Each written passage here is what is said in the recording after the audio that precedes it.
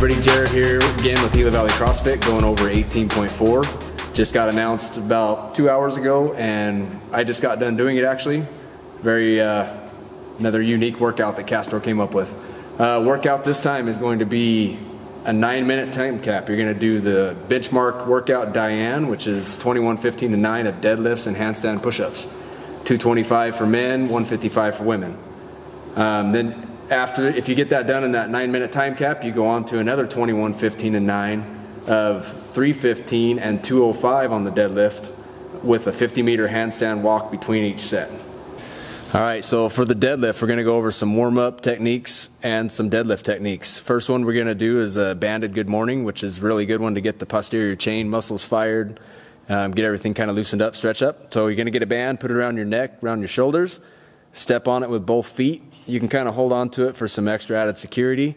From here, we want to posture that good chest, Superman chest, and he's going to keep his legs straight as he can and bend down to his end range of motion, and then slowly back up.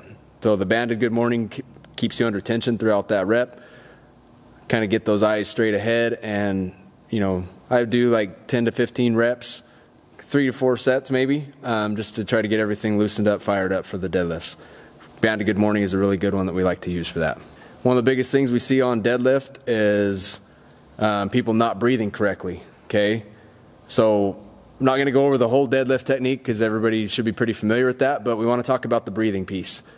Whenever you're under tension, you want to have a tight breath, tight core, and hold that breath all the way through the top of the rep.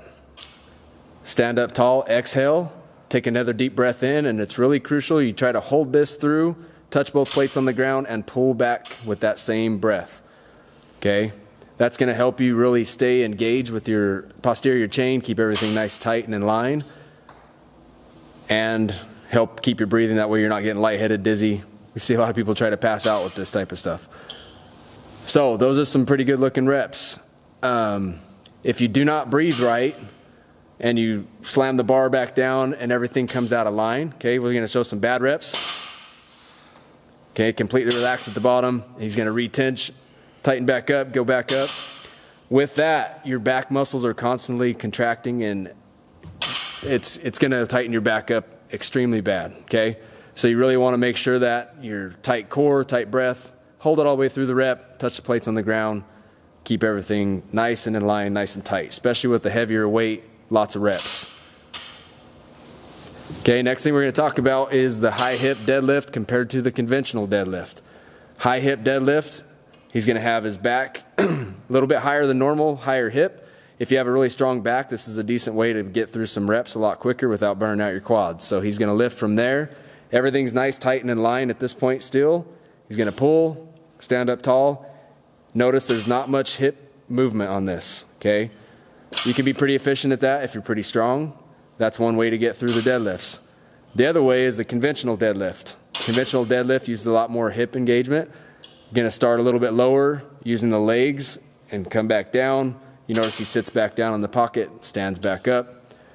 Both movements are going to be okay for whatever the workout requires, but it just depends on the athlete. If you're really strong in the posterior chain, the high hip deadlift might be the way to go. But if you're not and you got to use a little bit more leg to get that weight off the ground, the conventional deadlift might be what you want to choose. All right, we're going to go over some standard shoulder warm-ups. We like to use the crossover symmetry bands. He's just going to do some crossing patterns. He's going to go high, mid, low, and all the way back up. Do a few sets like that just to get everything kind of loosened up, just warmed up. After that one we really like to do is to uncross the bands, bring the elbows straight back, keeping slight tension on there, and then rotate the hands upward and press up all the way, and then come back down and rotate back forward, trying to keep the elbows in the same position. That's a really good one to get that rotator, the shoulder rotation really warmed up, kind of loosened up. If you have any kind of shoulder injury, that's a good one to kind of work through some of that as well, just nice and slow.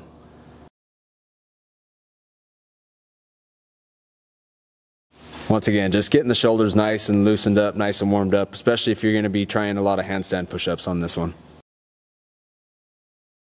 Okay, we're going to go over some handstand push-up technique and standards on this one. We have Joseph marked here for the new standard. Do you see his line right above his head right there? His heels are going to have to be over that line. So we're going to talk about how to get to that spot, because you have to start in the fully locked out position with the heels over the line. A couple different ways to kick up onto the wall. If you're comfortable, just regular gymnastics, kick up into it. Kick up there, make sure the feet are above the wall. You may have to point the toes down like you did, okay? Or you can come back off the wall. If you're not comfortable, you can place your hands on the ground, have one foot on the ground, and kick up from there. Okay, same thing. We're starting with the feet above the line. Once you get a little bit tired, you'll notice that you have to get those toes pointed down a lot more. So he's pretty good right there. Joseph's going to do a couple reps here. Feet above the line, good. Head touch the ground, kick back up, both heels touch above the line. Okay, that is a good rep. As soon as those heels both touch, good. All right, we're going to show some good reps with the heel work here. Notice both heels are above the line. He's going to go down for a rep. Come right back up, both heels touching above the line. Okay, now we're going to show some bad reps. Okay, come back down. See, feet not touching the wall, both not touching together, falls off, not good. Another one is where your toes are pointed straight up. See, heel's not below the line, or above the line. Now he's going to curl them down. That is when that rep is good. That's really crucial on this. It takes a lot of mind games to get to that position, okay? Good rep there. If you go a little bit too wide, your feet cannot get above that line no matter what you do. So try to keep your toes together, okay? Feet together and point the heels up, which is curling the toes down. Okay, we're going to show some reps from the very bottom position. Bottom position is very crucial on this. You want to have a good tripod position. You notice his hands, both hands to his head make a good triangle, and he's about 4 or 5 inches away from the wall with his head. As he comes down, he's going to bring his legs down, try to get the knees towards the armpits to get that extra kick. Kick up aggressively, pointing the toes straight up to the ceiling. That way you don't kick off the wall. If you kick the wall on the way up, we'll show them one of those. If you kick the wall aggressively, you're going to push yourself off. Not going to be very good rep. So we really want to make sure that you have that head placement. If he gets his head too close to the wall and he comes down, his back is going to be right up against the wall. Once he comes down, he's probably going to fall off, just because you can't get that close. You need some separation back there so you can rest your butt on the wall, okay? So he gets that good separation, brings those knees down towards the armpit, kick up aggressively, locked out. You can also be too far away from the wall. If you're too far away from the wall, you're not going to be able to get your feet above the line. So notice how far back he is. Feet aren't even close to the line at the top. And he's going to have a hard time resting at the bottom, because his butt is going to be very far away from the wall. Back position's not very good at all, okay? So make sure you have good head placement. About 5 inches away from the wall is going to be a good spot for most people. All right, just to close things out here, this is another tough workout that he gave us.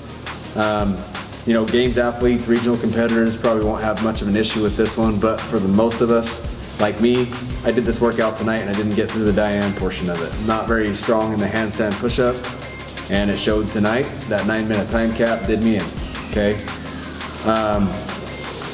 Go at this based on your fitness level. If you know that you can't get Diane done in less than 9 minutes, you need to get through your deadlifts as quick as you can to get a good tiebreaker time, and then try to fight through and get some handstand push-ups. You might get your first, you might get the most you've ever got. New standard's pretty tough, just always keep that in mind. No reps and failed reps are really huge on this one. Once your shoulders are gone, it's hard to come back from that. If you're one of those athletes that can get through the Diane portion of it in 5-6 minutes and move on to the other, deadlift weight goes up quite a bit. So if that's a heavy deadlift for you, you're gonna have to break that up from the beginning. If handstand walking is out of your question, but you think you can get there, get through the deadlifts as quick as you can and give it a go. You may end up getting your first ever handstand walks also. So once again, he threw another wrench at us with a crazy workout and a short time cap. So make sure you guys give it your all, and good luck, and we'll see how everything goes.